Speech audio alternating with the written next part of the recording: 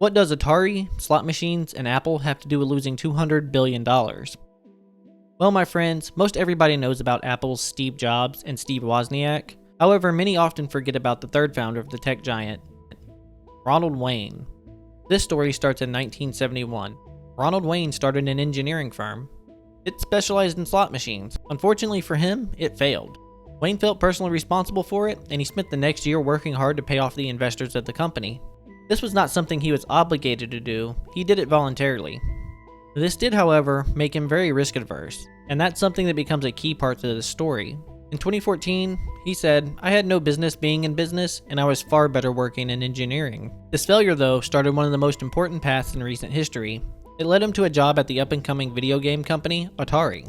Now, at Atari, he met two men, Steve Jobs and Steve Wozniak. Wayne invited Jobs and Wozniak to his home. This was meant to help settle a debate between the two of them.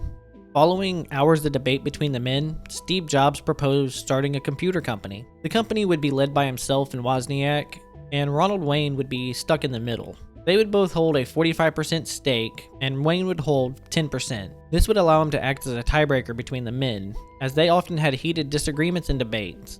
Wayne wrote the partnership agreement, and on April 1st, 1976, Apple was formed.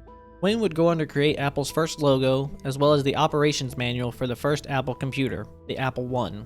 Following the founding of Apple, Steve Jobs secured the company's first order of computers, as well as a $15,000 line of credit to buy the materials needed to complete the deal. However, there was one issue. The customer was a company called The Byte Shop, and The Byte Shop had a reputation for paying vendors incredibly slowly. This had caused a lot of doubt from Ronald Wayne. He had a growing concern because Jobs and Wozniak were young, and they had no assets. He did, however, own a home and a car, and he felt like he might be left on the hook for everything if the vendor didn't pay.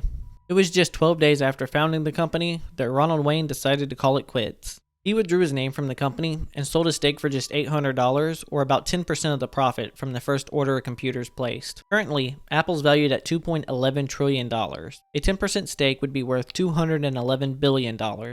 And now I know what you're thinking, but Ronald's misfortune doesn't end there. Wayne decided to open up a stamp shop in the late 1970s.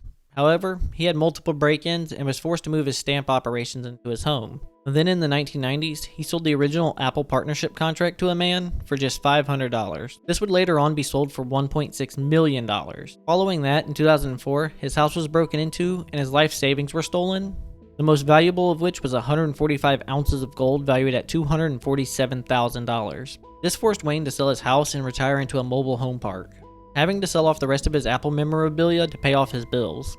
Despite all of this, Wayne stated that he doesn't regret the decision to leave Apple, later stating though that he did regret selling the original Apple contract.